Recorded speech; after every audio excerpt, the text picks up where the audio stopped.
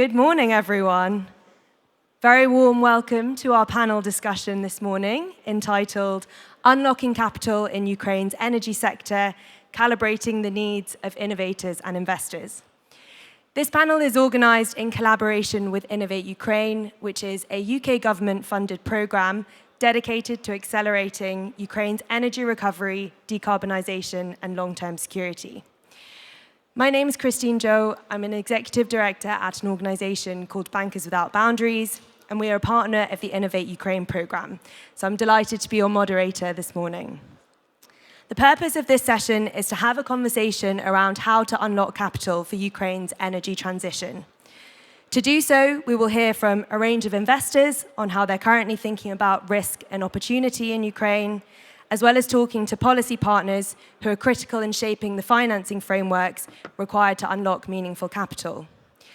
Woven through the discussion, we will also hear directly from 5 of our Innovate Ukraine teams who will bring to life their ambitions for how their solutions can contribute to Ukraine's energy system in the years ahead. However, to begin, we are delighted to welcome 2 keynote speakers. Firstly, Andy Horsley, who is the delivery lead for Innovate Ukraine, and secondly, Roman Andorak, Deputy Energy Minister of Ukraine. So I'll hand over to Andy to begin.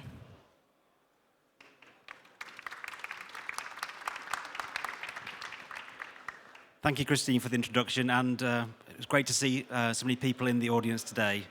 And it's a great privilege to be able to tell you a little bit more about the program that we've been delivering for the last 3 years. So Innovate Ukraine is a collaborative energy and clean tech R&D grant funding program, which is set up and funded by the UK Foreign, Commonwealth and Development Office and is delivered out of the British Embassy in Kyiv. So I think we've heard at the conference over the last day or so the latest statistics about Ukraine's current energy situation, and it's clearly going to be another very difficult winter for Ukraine. But despite those difficult statistics and those difficult realities, there is clearly still an opportunity for Ukraine. So what if, in responding to this urgent need, that we were able to reimagine or help Ukraine to reimagine a cleaner, greener and more sustainable energy system? What if we could lay the groundwork for energy innovations which could make a real impact on Ukraine's recovery? What if we could create the conditions for new inward investment into these innovations? And what if we could fund and fuel a new growth sector for Ukraine in climate and energy technology with export potential across Europe and potentially beyond? Well, that was a vision for Innovate Ukraine that we set out 3 years ago.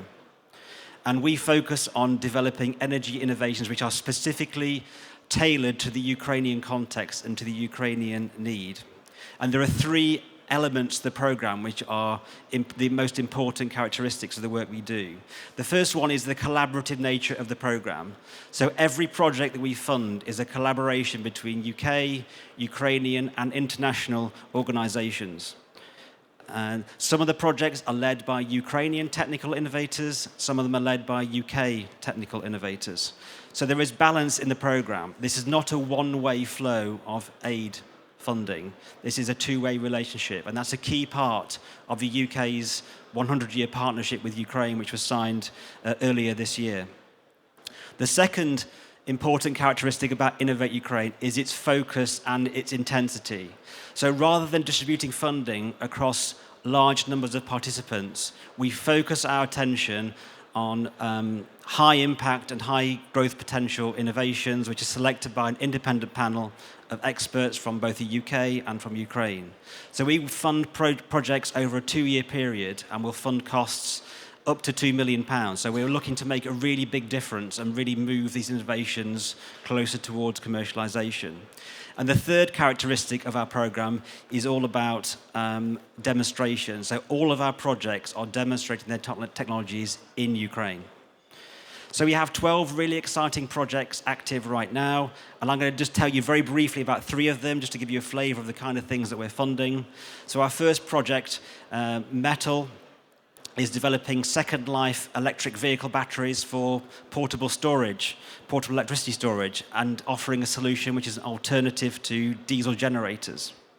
So this system is currently in trial with the Ukrainian Red Cross in its emergency response vehicles and in community facilities, including washrooms and laundries close to the front line.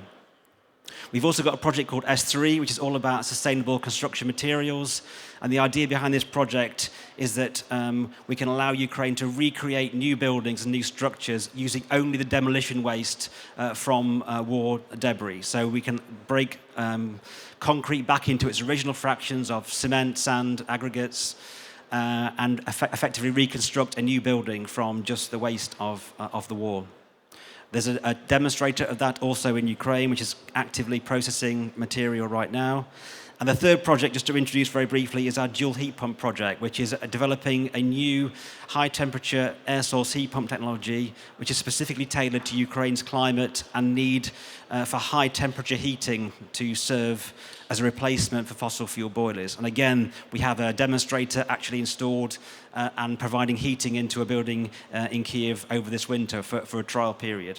So each project that we fund is a story of ingenuity, and it's a story of how innovation can help power a green reconstruction and recovery. But I can't possibly do justice to all of them, and I think you'll hear from some more of our innovators over the course of this discussion. But of course, Innovate Ukraine funding, a grant funding program like ours, can only do so much. Our focus is on taking mid-stage innovations closer to market by allowing them to demonstrate in the field and prove their concepts in Ukraine for the first time.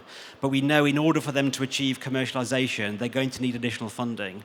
And that's the focus of our session today, is to introduce some of our projects to investors and see whether we can find a way forward to take them all the way to realization. So I just want to come back briefly to the 100-year partnership that the UK signed with Ukraine earlier this year, because that's a really important part of, if you like, a flavour of how the UK approaches these kinds of issues. So it's clear that the programme was conceived with Ukraine's needs as a primary focus. It's the basis of the programme, but there's also benefits for the UK in participating in a programme of this nature. So it allows UK business and UK organisations to open up new markets and to create very strong relationships with partners in Ukraine for the future. But on a broader basis, it allows the UK to have an insight into Ukrainian expertise and experience in common energy challenges. The UK faces a lot of the same challenges that Ukraine is facing right now, and Ukrainian perspective is especially compelling right now when we see this urgent need and really close focus on the issues at hand. So I'm convinced that the best is yet to come. We've got some very strong relationships in our projects, and we're building a very important trust between our two organisations and two nations. Trust in capability and trust in our capacity to deliver and support. So this is just the beginning. Next month, we're going to be announcing our second cohort of Innovate Ukraine winners, and we'll have another batch of fantastic innovations hopefully to share with you at this event next year. So if you're a financier, if you're an investor, or if you're just keen to find out more about what we do and how we do it, then we'd love to talk to you. I'll be going back to the UK pavilion after this session, and I think the majority of the Innovate Ukraine team will be doing the same, so please come and talk to us.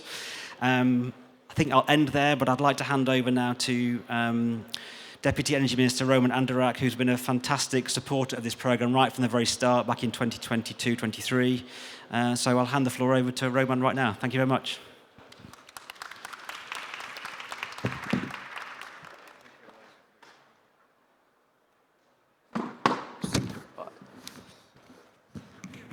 Yeah, fine. Thank you. No, it's fine. Thank you very much, Andrew. It's been a pleasure to be your partner for those couple of years, and I hope you will continue supporting innovation and research through this program, which gives an opportunity to creative minds to participate in strengthening the resilience. I would like to start my speech about, or my intervention about the topic. It will be rather short because we have a very distinguished panel here. Look at this conference. I think that the number of participants has grown 3 times if compared to 2 years ago. It shows, on one hand, it shows the potential, On the other hand, it shows also the trust of these companies in the future and in rebuilding Ukraine, in the reconstruction. They see room for investments and for joint ventures for their business in Ukraine. I think this is the best appreciation and the best recognition of our efforts that we are doing during the war. We cannot cope with the situation in Ukraine as government alone, as coalition of governments, as international financial institutions.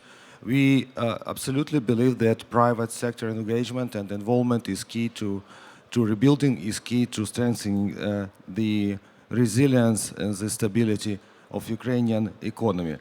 Therefore, and for those efforts, all those deals and contracts and agreements that are made yesterday, that were made yesterday and are being negotiated today, they will require a lot of investments, a lot of financing, and for that we need clever solution.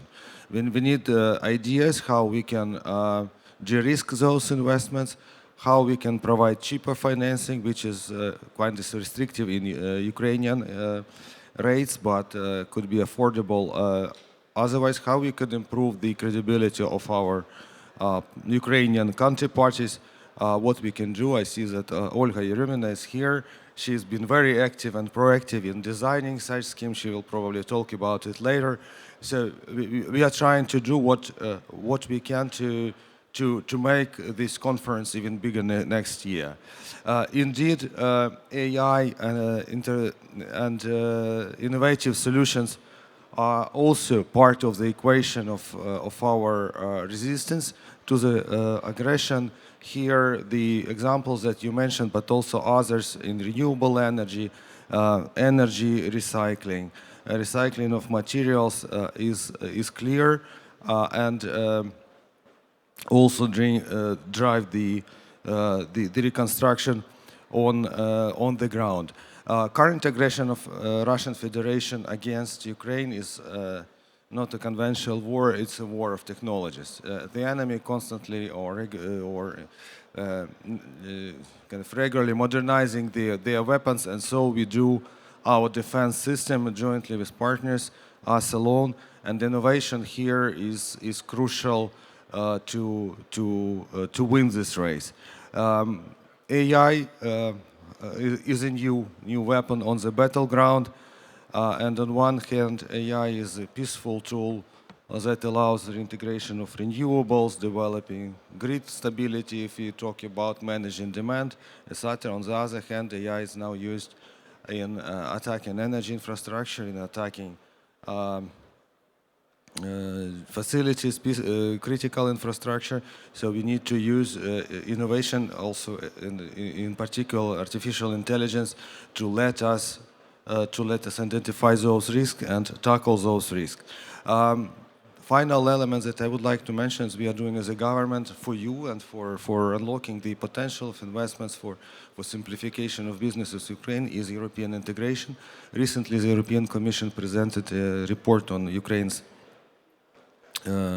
candidate or membership status, and the energy sector has been quite advanced in this regard.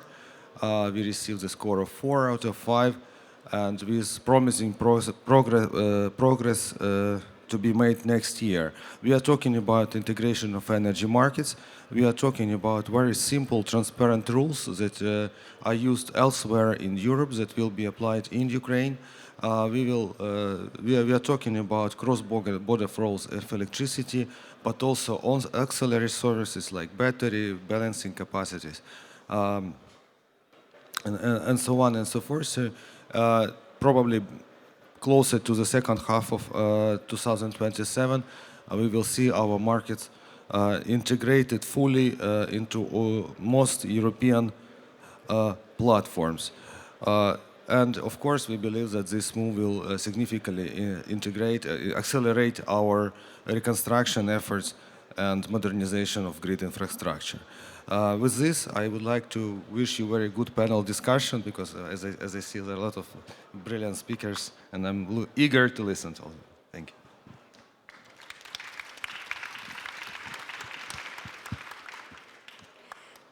Thank you very much, Roman and Andy, for those inspiring introductions and for setting out the vision behind Innovate Ukraine and highlighting the importance of international collaboration.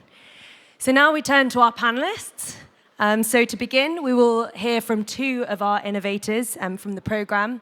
So firstly, Andrew Bondar, representing the Airfuse project, which aims to develop locally manufactured, safe and affordable battery storage. And he'll be followed by Trevor Rees, who is working as part of a team to develop a novel microgrid management system that ensures uninterrupted power for critical facilities. So Andrew, we'll start with you. Yeah, okay. Thank you very much, Christine and Andrew, for invitation. Yeah, my name is Andriy. I'm leading Rflow. We are a Ukrainian energy tech startup developing long-duration energy storage based on iron, water, and salt. We started 6 years ago as a part of the R&D team from one of the biggest renewable energy developers in Ukraine, NES Group. They are also here. You can visit them. And yeah, we started from the scratch. After our session, I can show you some photos of our just scratches on the whiteboards of the battery. And our idea was to build long-duration energy storage from affordable materials that we can mine in Ukraine, that we can mine in European Union, not using the lithium or cobalt or other technologies that are right now are like a crucial import from some countries. And yeah, we started doing it from TRL 0, like from the whiteboard, to TRL 5, 6. We really tried a lot of public funding programs to help us to reach this commercial integration. And Innovate Ukraine is, from my point of view, one of the best programs to do so, because they are so fast with their feedback and with funding and everything. It's very kind to work with them. Right now, we're testing 75 kilowatt-hour pilot, working with Innovate Ukraine program.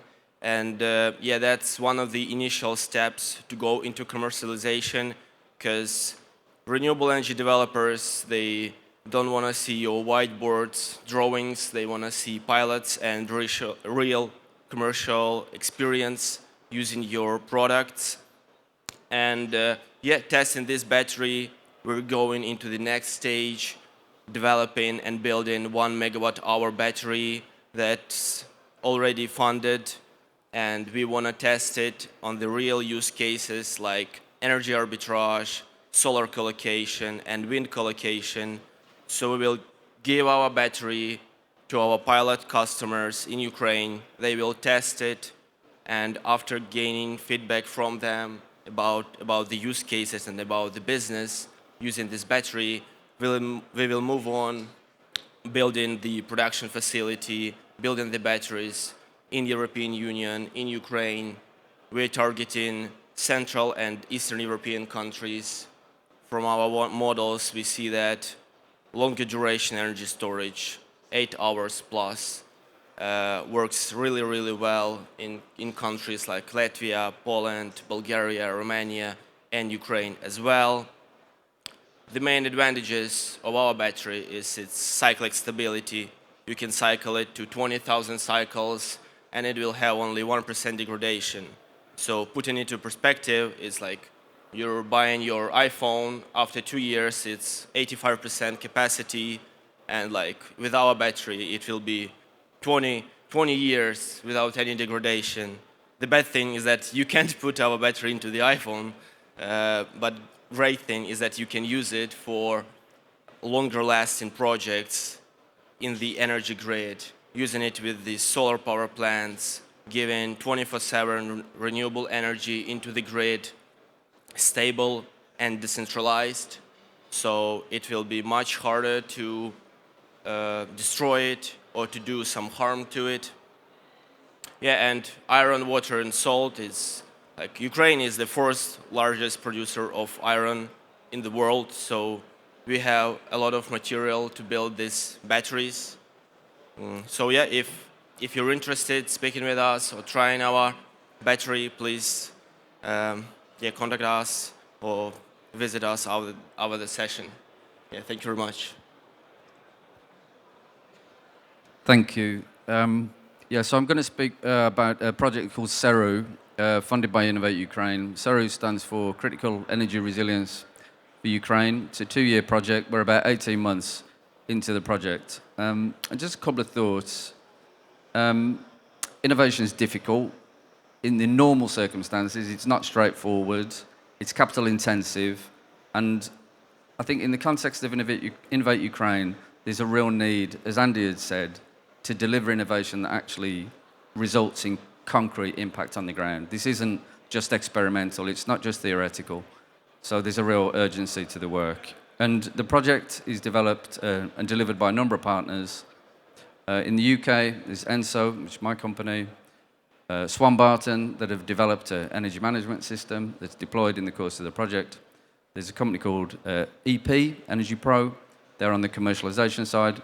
And in Ukraine, we have 2 partners. We have an NGO called the Recovery and Security Center, and amazing partners, Helios Strategia. And I think the first thing I'd say is Helios is an EPC operating in Ukraine for more than a dozen years, and I think we're incredibly lucky to have them. And one of the main challenges that we have as a project team is keeping up with our partners. And I'll give you a couple of examples. Over the course of the project, we're trying to deploy the energy management system for this distributed, renewable energy system. And we've done an installation in Poland, which is like a demonstration facility. We've got an additional installation that's happened in the Dnipro region. It's a kind of social impact use case. It's an orphanage and a health center providing critical energy resilience in that community. And in that time, Helios has also installed 50 megawatts of solar and storage just in the course of this project. And we have a real job keeping up with them. So that's just a little bit of context about this. With this kind of innovation project, you sort of get so far, and then you realize, okay, if we were to start again now, particularly in such a dynamic environment, how might you do things differently? And one of the things that we've noticed is there's a real demand, I think, for this energy management system that has load prioritization, intelligent load shedding, energy arbitrage facilities. How might we then deploy that in a commercial use case? And we've talked with Helios about identifying some of these other opportunities. Helios has quite a large project portfolio. We're looking at other projects where we can continue to implement. And I was just talking to my fellow panelists a little bit about some of the investment requirements for that. And Victor, you made an interesting point. When we talk about investment in Ukraine, all investment is impact investment, in the sense that it can all achieve social impact. And we're particularly interested, also in the course of our project, in how that work can help with skills, capacity building.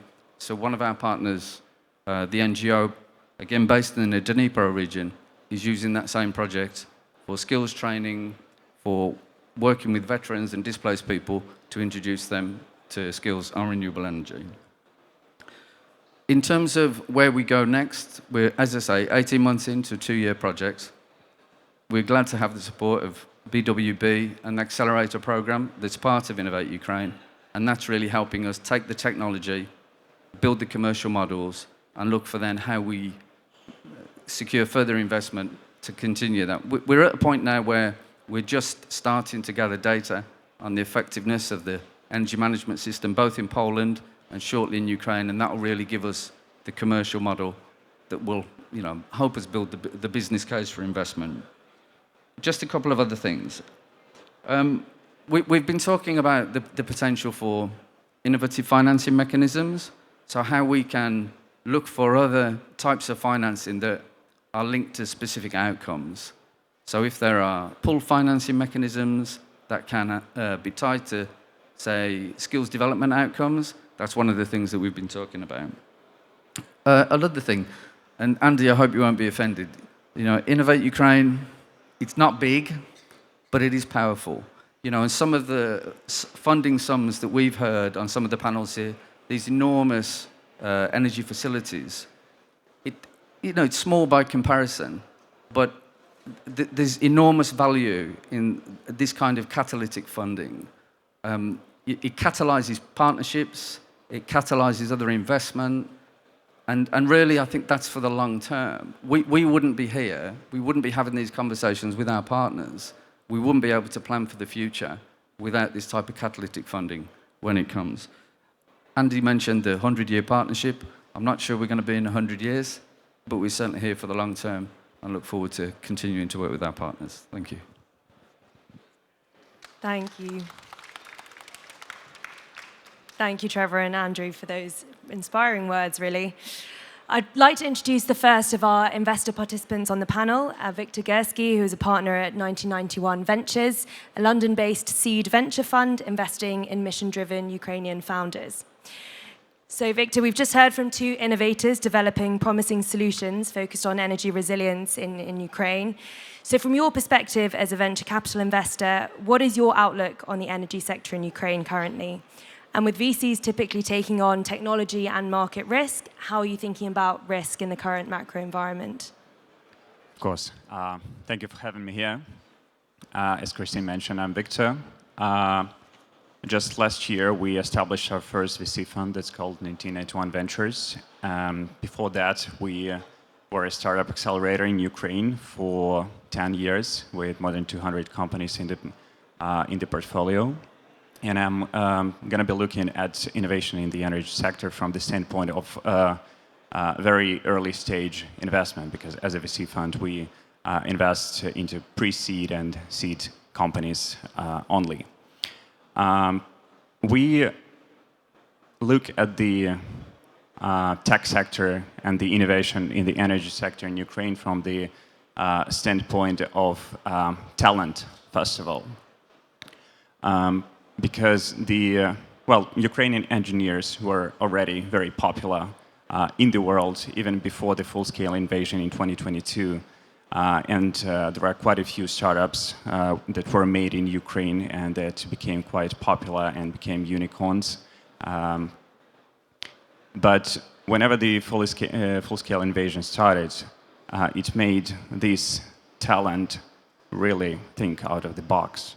And this means that the solutions that Ukrainian engineers come up, they just not come down to defense sector, which you know of. They also come down to innovative solutions in logistics, healthcare, and of course the energy sector we are talking about. And this unique perspective really makes global venture capital to look at Ukraine and also not just from the standpoint of startups that are made here, but also from the standpoint of the market.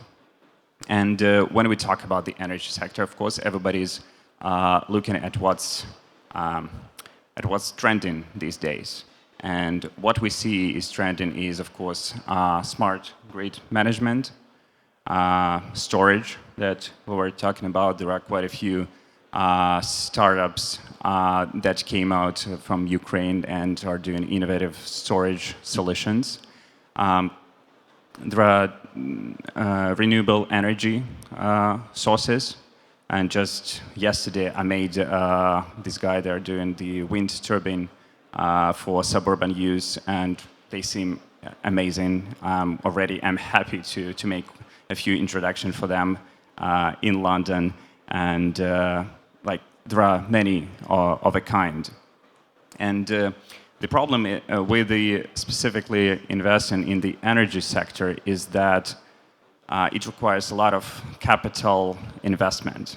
And we, as an early stage VC, we usually see that as a high risk because early stage venture capital is not ready to fund R&D, and many of these innovations in the energy sectors are R&D or science-based.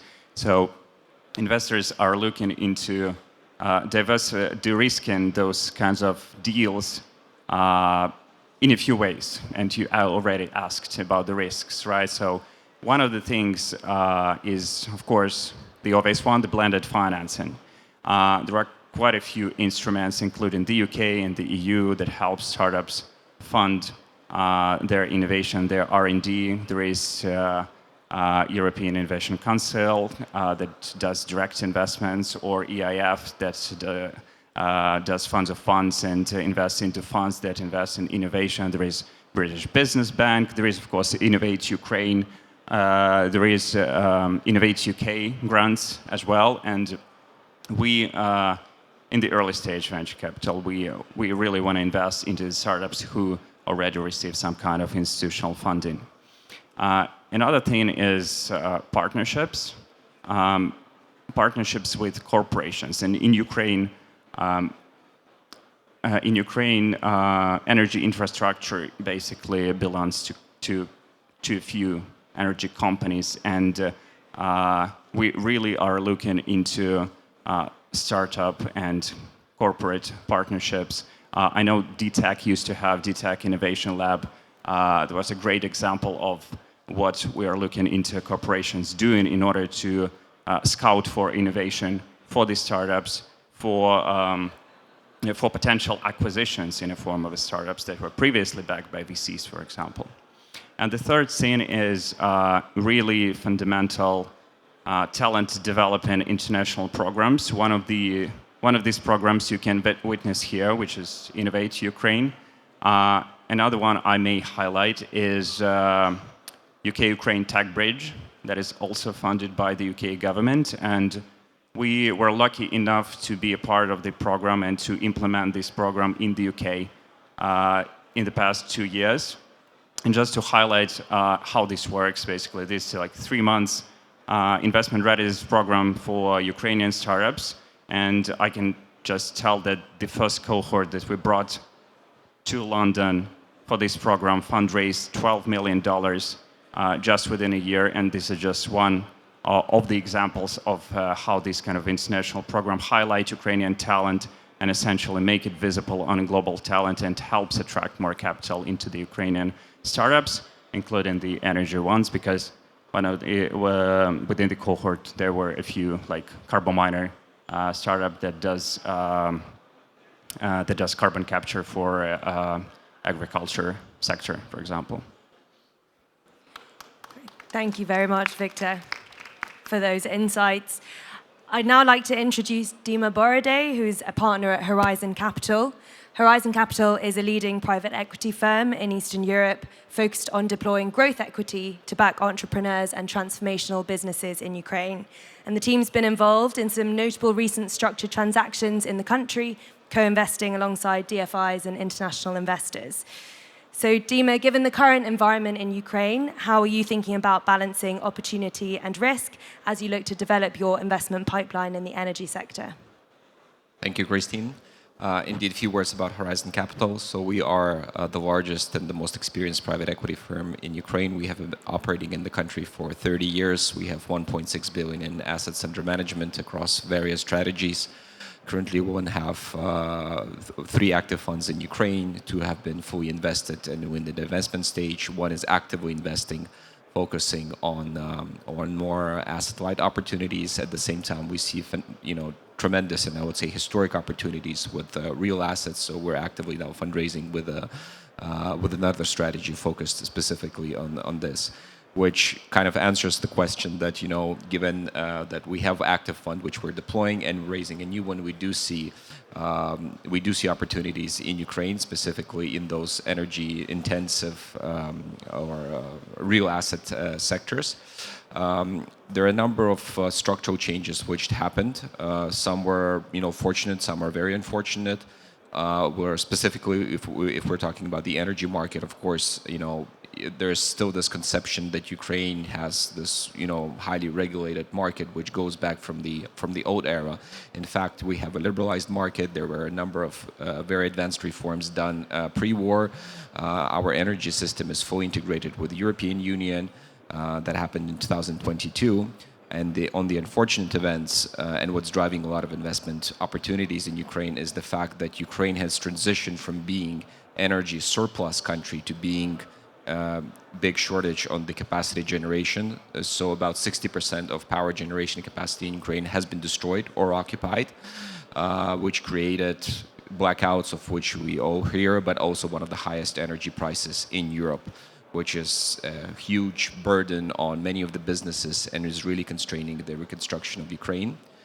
So we see that a lot of investments need to be made into the sector to at least renew what has been destroyed and occupied. And based on the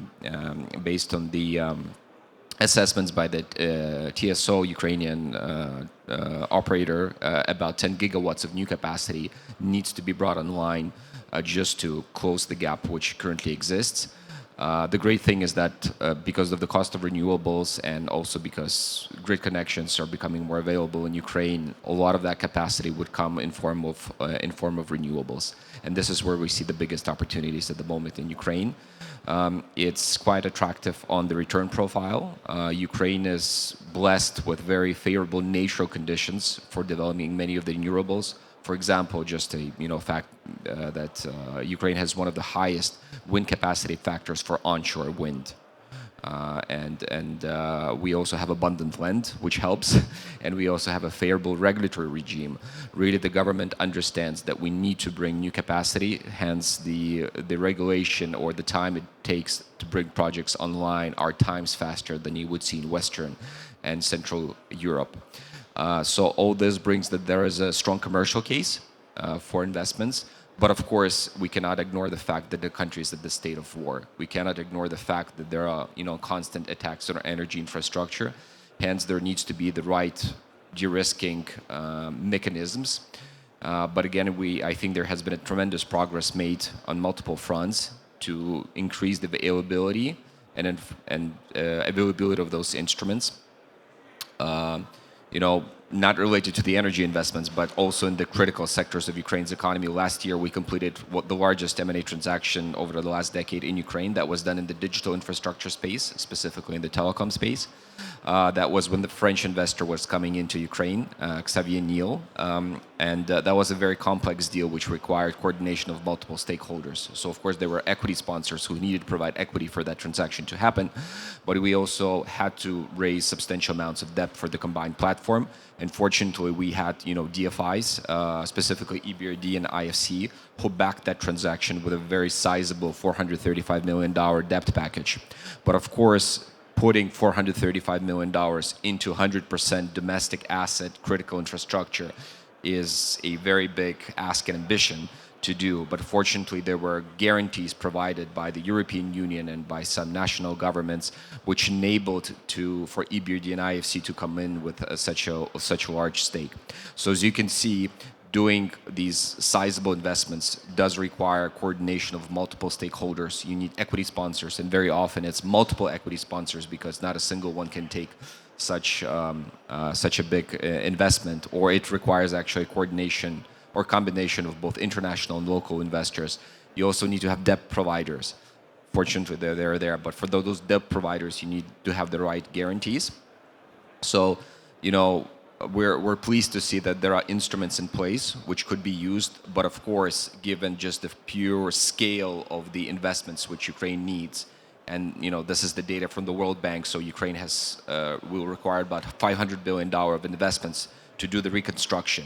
And with a 2/3 to 1/3 coverage of that, so 1/3 from the private sector, 2/3 is being publicly funded, the sheer size which requires is just enormous. So we do hope to see more and more instruments and guarantees being put in place and become available for equity and debt providers in Ukraine. Thanks, Dima.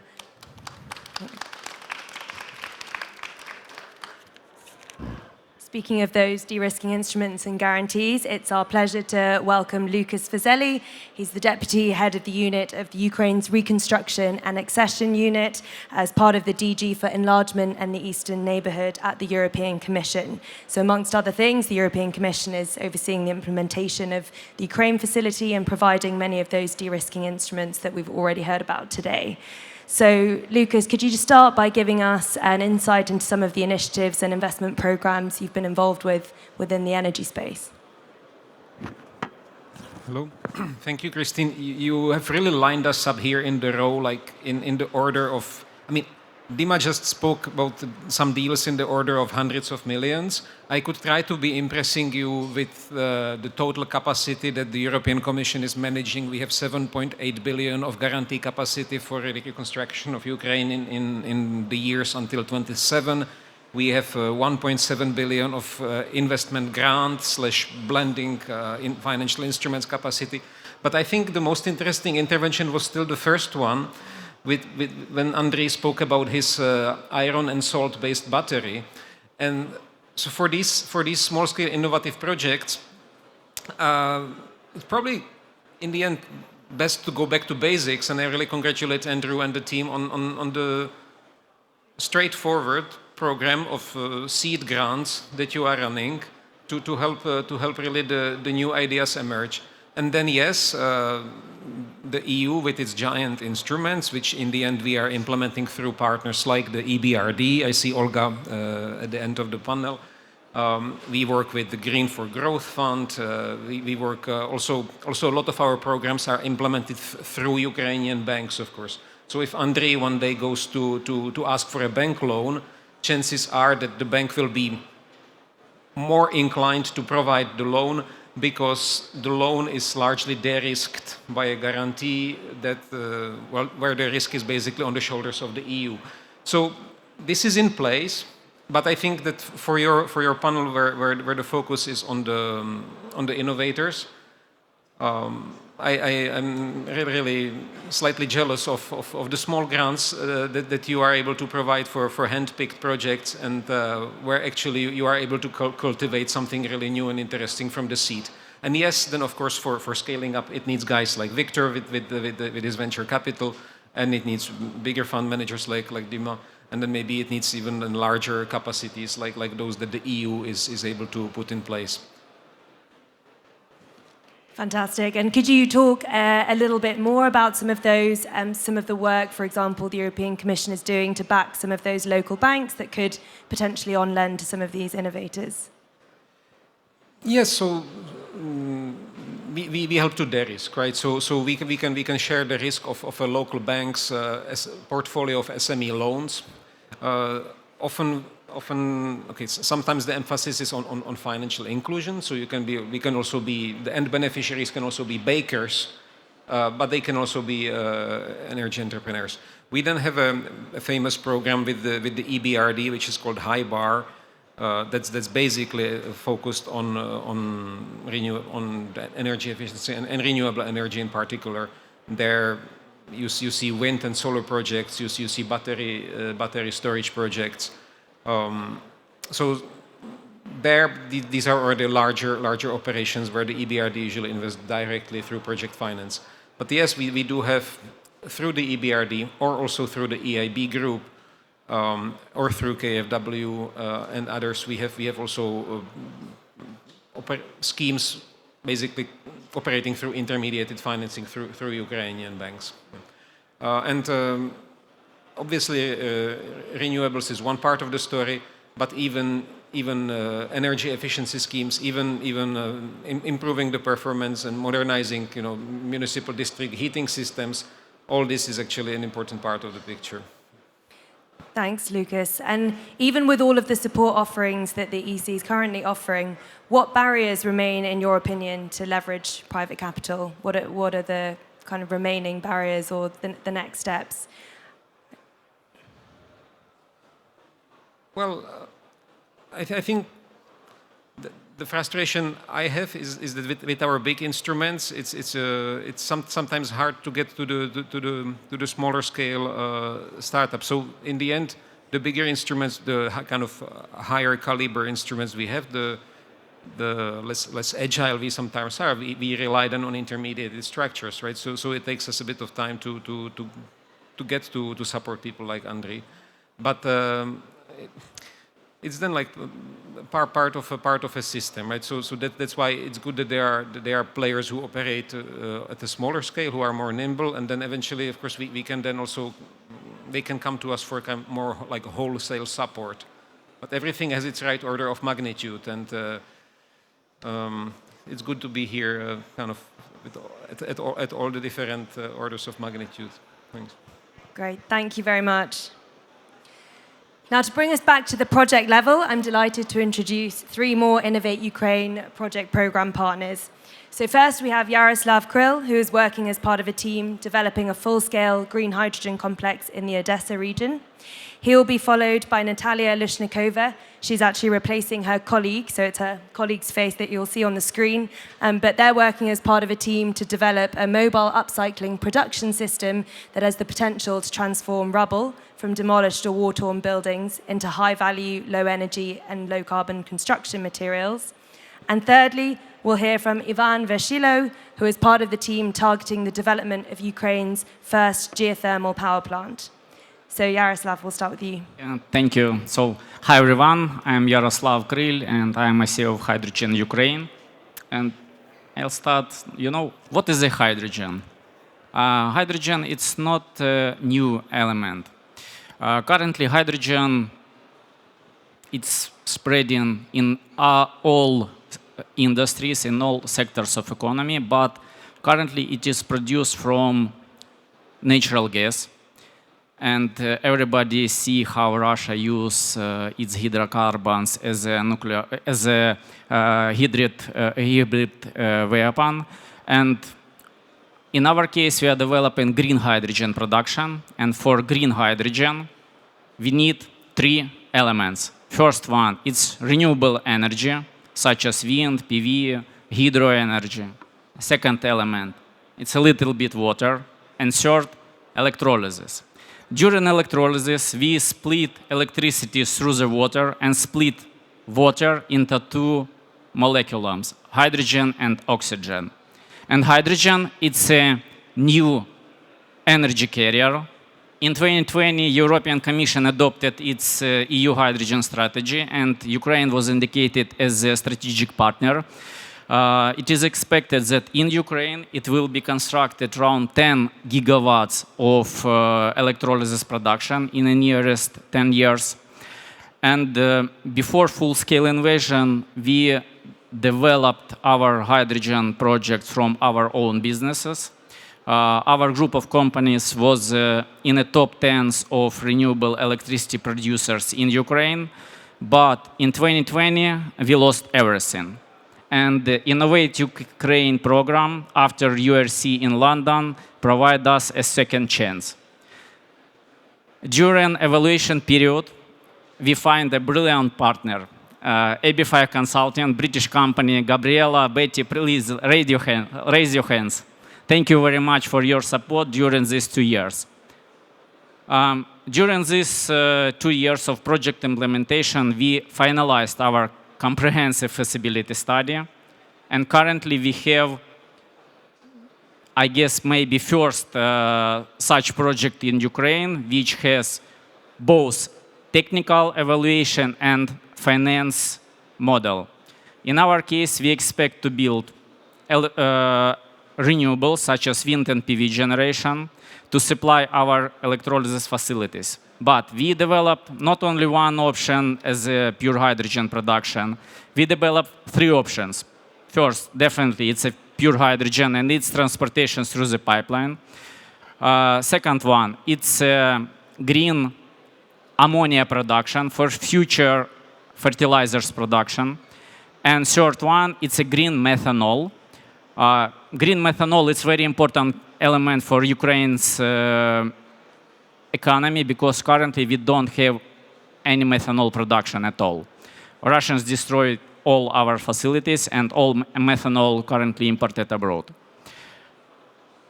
And also we involved a lot of Ukrainian scientists and identify area where is it possible to construct underground hydrogen storages in saline formation of in the southern part of Odessa region.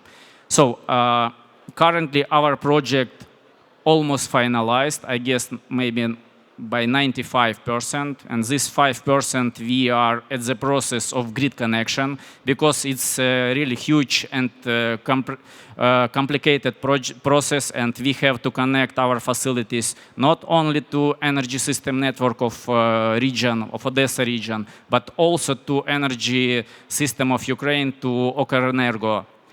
And it's during this process we identify a lot of bottlenecks of existing energy system, and which was affected by Russian missiles, and also which is very weak and old. And currently we are together with accelerator team, we are looking how we can move to another step of our project implementation and start construction renewable generation to supply electricity to local people, to local industries, and then at the second stage, start construction of electrolysis and produce green hydrogen or green ammonia or green methanol. And for us, currently, it's a big challenge because we, as a private company, we are not able to participate in a program which provides support to state companies such as Ukrenergo. And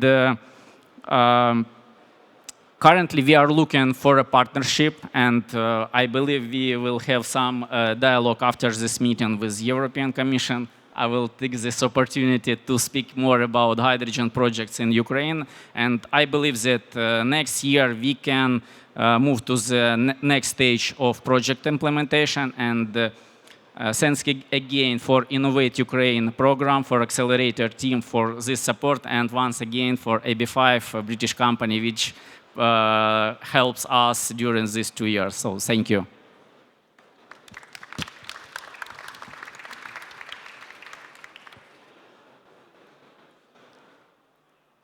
Thank you.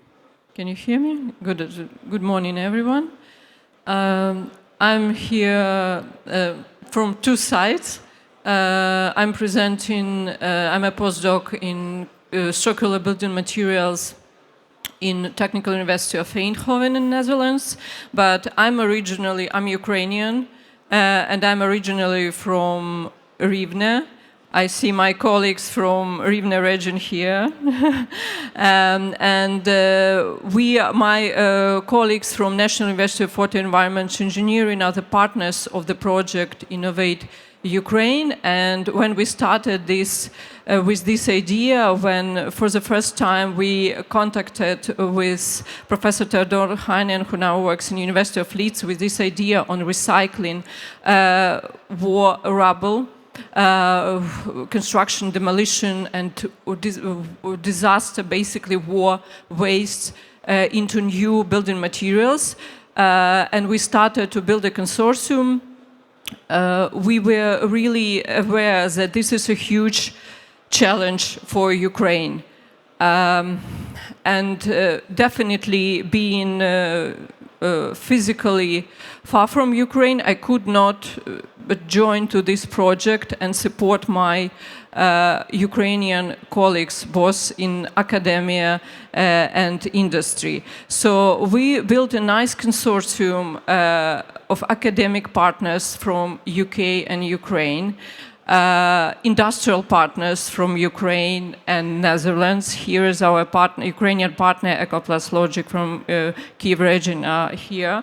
And the key idea of our project on safe, sustainable, and swift reconstruction of Ukraine is to recycle, first of all, concrete rubble, because concrete is the most common building material.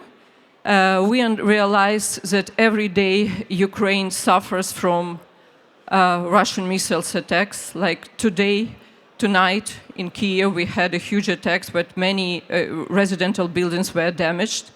The idea behind that, this project was to convert the waste, construction waste, rubble into new building material, and not to make it as a, okay, just a small pilot, but to show the different partners, to public, to private partners, to construction building materials industry, that we can basically get a valuable product. So with our partners who provide us research assistance from University of Leeds, University of Oxford, University of Sheffield, Imperial College London, and academic partners Lviv Polytechnic in Ukraine and Rivne National University of Water Environmental Engineering, we do research on new building materials, mostly new concrete, which at different levels where we can replace aggregate, fine aggregate, coarse aggregate, and partially we can replace cement with ultrafines from concrete rubble. We appreciate to our Dutch partner, and I was involved with negotiation with them, company Everox, former C2CA technology, who provided equipment because Netherlands are really advanced in many circular solutions for construction. This equipment now works at construction site at Dmitrievska Hromada, Dmitrievska community in Kiev region. This support was provided by company Ecoplus Logic. Konstantin Pasaluk is here now, and you can talk with him later about that. And this equipment provides really huge amount already of aggregate, coarse and fine aggregate, and ultrafines for replacement natural aggregates and partial replacement of mineral active additives for cement. We have in consortium NGO, Resync, Ukrainian NGO, who works and promotes circular solutions. And I guess this is really valuable to have this consortium to start this pilot project in Ukraine, because we really need to have more these pilot projects. There is a lot of work on legislation, on certification of materials based on this waste. There's many challenges again with war rubble because of the many hazardous contaminants in this rubble. There is also many work on policies on building, capacity building and public-private partnership building, but we believe that we'll manage to do that, and I'm really admired with resilience of Ukrainian partners, Ecoplus Logic, universities who, regardless all challenges, regardless the lack of electricity, and they still working on these projects, and now we have already really good results. And I'm really grateful to Innovate Ukraine program, Innovate UK, to make this our dream on recycling, on developing circular solutions for Ukraine. They make them true. Thank you so much. And definitely the armed forces of Ukraine, first of all, who make this all possible. Thank you.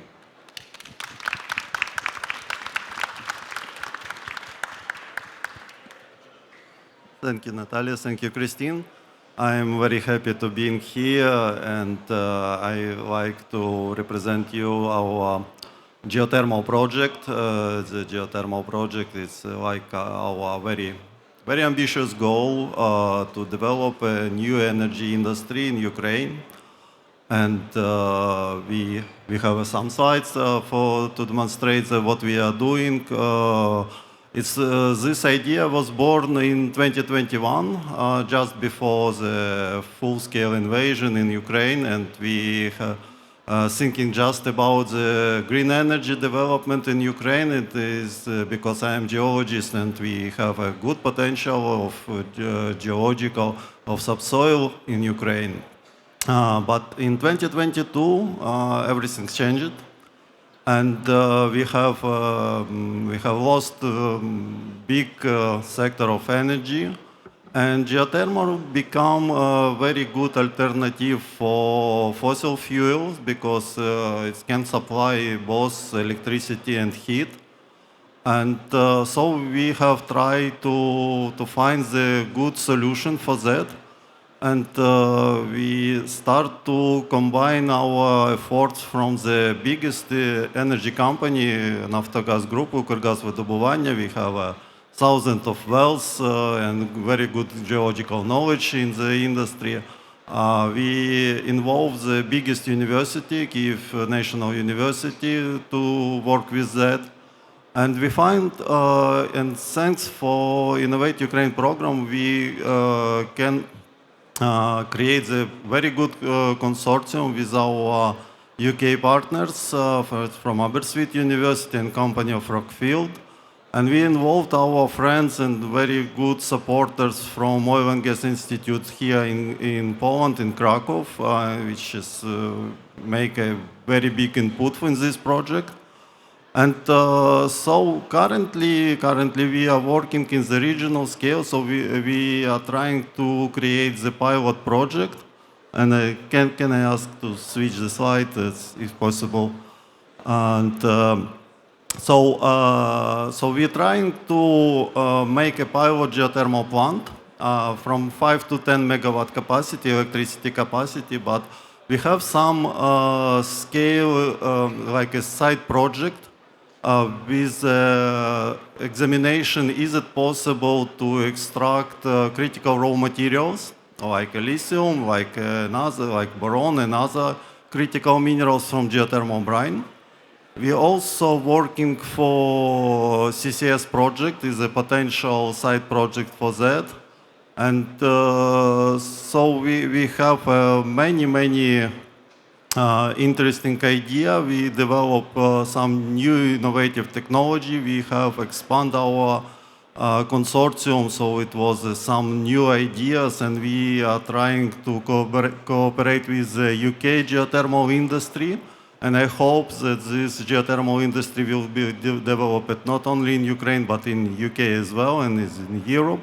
And can you change the slide? And so the plan to go faster, because usually geothermal exploration, from the start of exploration to being on the production stage, lasts about 8 years, but we are trying to go faster and get the first production in 2028. And after the pilot, we want to make a very fast scale up. So that is why we are working not in one place. We are examining alternative sites to have another facility in Ukraine. So currently we are finalizing our pre-feasibility and want to start the feasibility and seeking for some risk sharing, risk distribution, or some guarantees for this process, because Naftogaz Group can spend money for that, but you know the situation in Naftogaz and our loss during this year. So we seeking for international cooperation. And we see some opportunities, and we hope to go with that. And can you switch to this? And once more? And once more. And so finally, I am thanks again for Innovate Ukraine, because this is a very important program which can combine industry, academia, and local commune, because the Latvia Local Council is a part of this project. It's very important to have support on the local level. It's very important to get industry potential to use innovation from academia. And this is very important to work with the regulation. We found many bottlenecks in the regulation for geothermal energy in Ukraine, and we are working with the Ministry of Energy, and also we are working with the State Geological Survey to simplify many rules. And this is very important, because we are ready to help for other companies to go in this industry. It's not, we don't want to be like a monopolist in this energy. We are ready to help with the geological knowledge, with the technological solutions, and because it's very important to have a distributed energy system, including hydrogen, as Yaroslav said, including geothermal and other renewables as well. So thank you.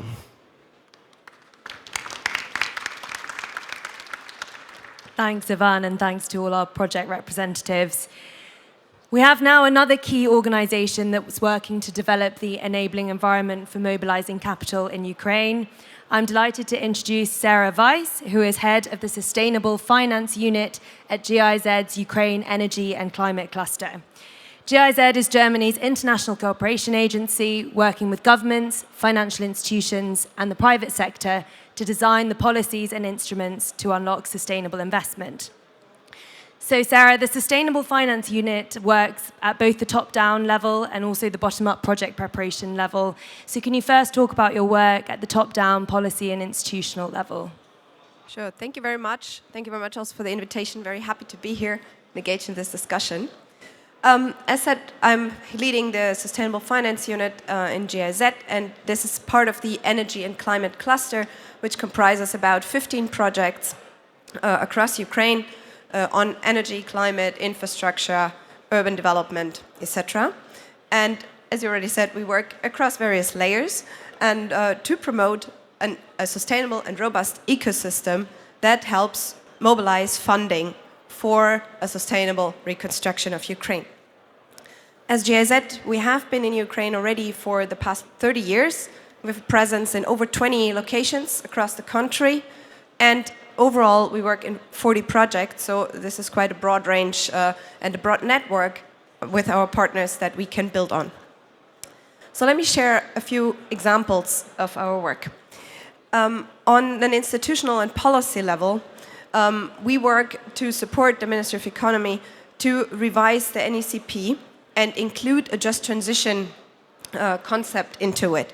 We do that because we work with Ukrainian coal regions to design and support them in their strategy for a just transition. And why is that relevant? Well, because the state target program of the Ukrainian government includes various pillars, and one of them being energy. So this is why it's related closely also to today's discussion. And our work on the integrating just transition into the NECP on the national level, we link it with our work on a community level. And here we support communities in developing a just transition and resilience plan, which includes a bottom-up project identification process. We have done that already in the past, have developed 2 of these regional plans, including about 80 small-scale projects, or identifying about 80 small-scale projects in each of these plans. So this is one example of the work that we do with Ministry of Economy. Another example, this relates more to the sustainable finance discussion, is our work to establish a sustainable finance platform. The idea of this platform is really to be a multi-stakeholder engagement platform to bring together Ukrainian actors, international actors, financiers, policymakers, regulators, and the private sector to bring together various initiatives around this context of sustainable finance.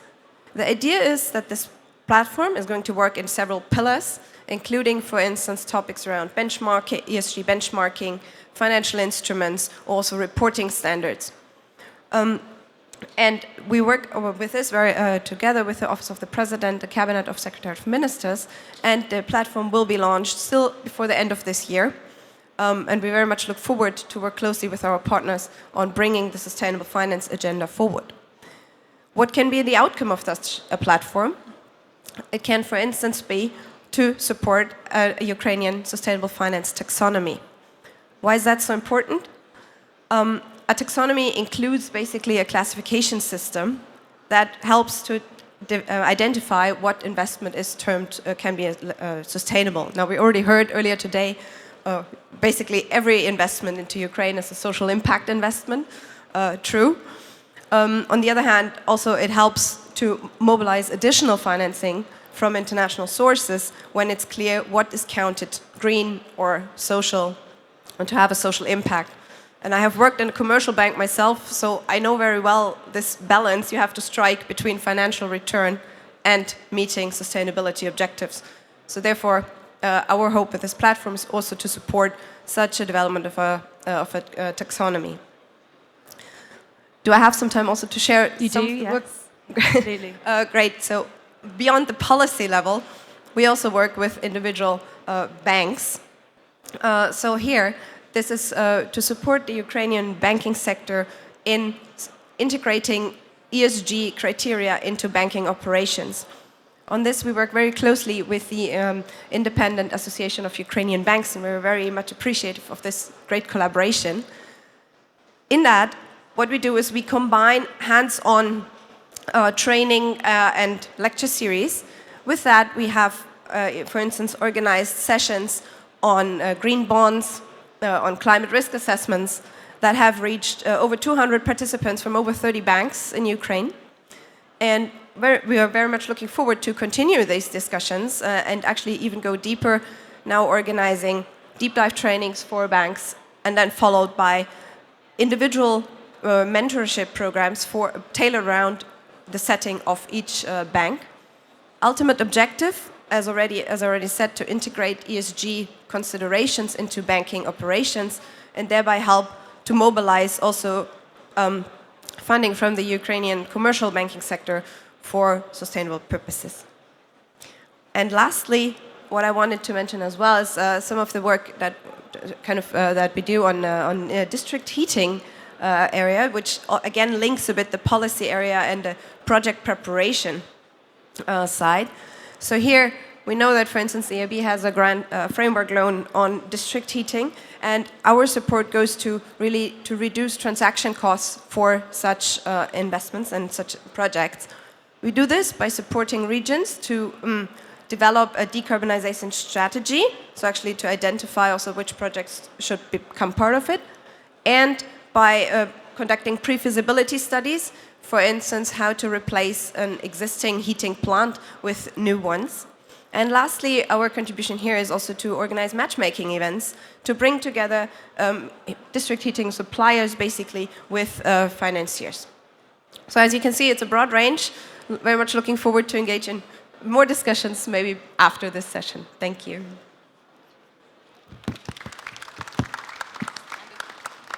Thank you, Sarah. And last but not least, we have a critical voice that really needs very little introduction, but in any case, the EBRD is Ukraine's largest institutional investor, having been present in the country for over 30 years.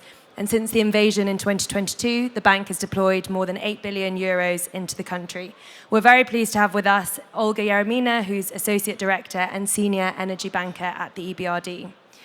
So Olga, the EBRD has been focused on decentralized and distributed energy storage and strengthening grid resilience. So what are the latest developments in this space? What financing products are you looking at, and what work have you been doing to support this? Thank you very much. It's my honor to be here today. And indeed, we are the largest financial investor not only in Ukraine, but also in the energy sector of Ukraine. Since start of the war, we increased our engagement in the sector. We have done more since start of the war in the energy sector than during all years prior to the war. We invested around 3.2 billion euro into various energy sector projects, and our approach is, since we are at innovation panel, innovate but provide support to survive to this critically needed sector. And throughout this period, we are supporting large energy companies amidst distracted and damaged infrastructure. We already heard that 60% of generation capacities of Ukraine were damaged, destroyed since start of the war. It relates also to transmission infrastructure. So our support was channeled to transmission system operator, to large hydro generation companies, to Ukernafta for development of distributed energy generation. However, private sector is ready to move faster and is able to move much faster. And our key innovations relate to the energy sector. Since start of the war, we closed our first equity transaction with renewable energy operator Goldberg Solar, who is building their first solar project in Ukraine. We are actively working with various other renewable developers, and we have closed our first transaction with Galnaftogaz to construct large wind facility in western Ukraine. Our immediate focus right now is put on this development of battery storages and gas peakers, and fingers crossed later today you will hear about signing of first fully merchant private battery storage gas peaker deal with our immediate participation, helped and with the risking mechanism from high bar program of European Commission. We believe it is paving the way to badly needed similar facilities in the sector with other private operators. What is important is that this project is already under construction, and we are happy to look into other projects which are ready to address critical needs of the sector here and now. We are not waiting for any finish of military activities, because Ukraine needs this critical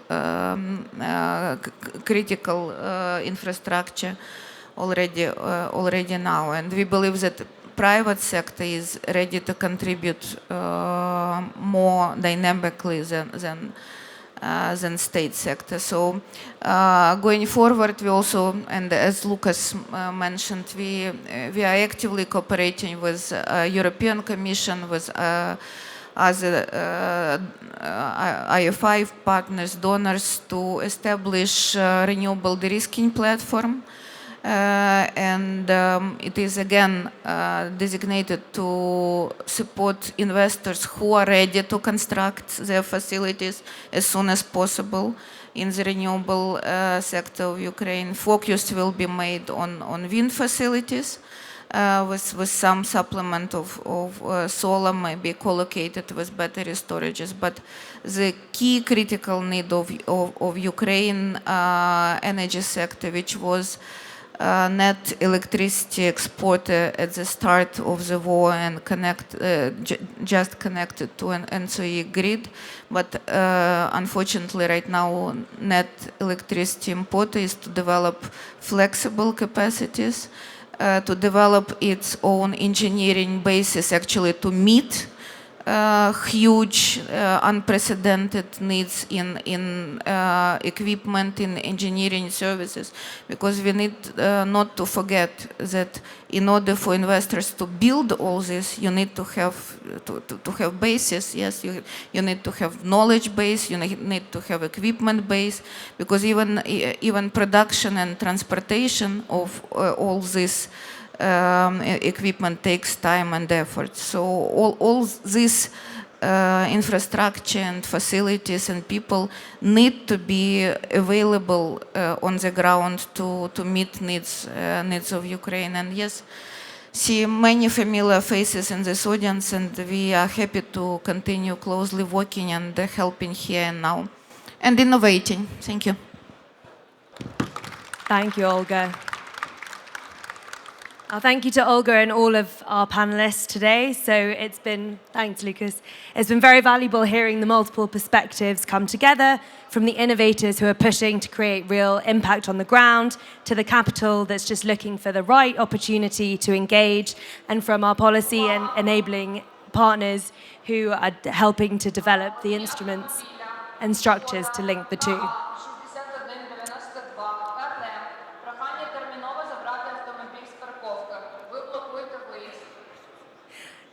Just to finish up, I'd like to invite Laura Morrison from the British Embassy in Kyiv, who will give us some closing remarks. Thanks, Christine. Hi, everyone, and a big thanks to all of the panelists today. It's been really fascinating listening to all of your comments. So my name is Laura Morrison. I'm from the British Embassy in Kyiv. I work for the Department of Business and Trade, and my role is around business environment and recovery. So I just wanted to make a few closing comments, mainly to say today's discussion has made one thing sort of abundantly clear.